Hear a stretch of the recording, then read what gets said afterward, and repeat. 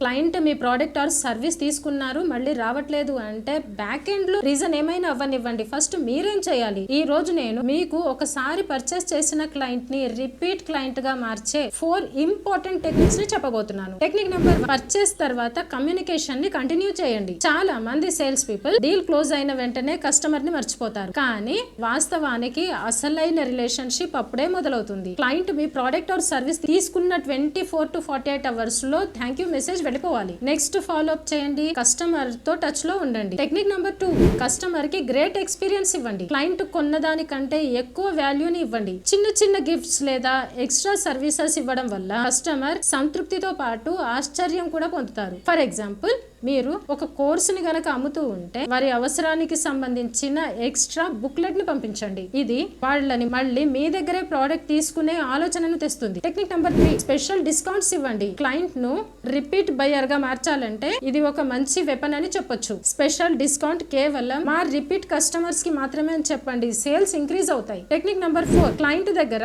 Feedback తీసుకోండి. వాళ్ళని ఒక వ్యాలిడ్ పర్సన్ ని చేయండి. క్లయింట్ ని అడగండి, మీరు మా సర్వీసెస్ కి ఎంత రేటింగ్ ఇస్తారు అని, ఏదైనా చేంజెస్ కావాలా అని. ఈ చిన్న చిన్న టెక్నిక్స్ తోనే కస్టమర్ మీ బ్రాండ్ ని మరింతగా నమ్ముతారు. కస్టమర్ అభిప్రాయానికి ప్రాధాన్యతనివ్వండి. వాళ్ళని మీ బిజినెస్ పార్ట్నర్ లా ఫీల్ చేయించండి. ఒకసారి పర్చేస్ చేసిన కస్టమర్ ను మీ బ్రాండ్ కి పూర్తిగా అంకితమైన కస్టమర్స్ గా మార్చండి. మీరు గనక ఈ టెక్నిక్స్ ని అనుసరించగలిగితే కస్టమర్ మిమ్మల్ని ఎప్పటికీ మర్చిపోరు. మీరు ఎప్పుడైనా ఒక కస్టమర్ ను రిపీట్ కస్టమర్ గా మార్చారా? మీ ఫీలింగ్స్ ని కమెంట్ లో చెప్పండి. Thank you.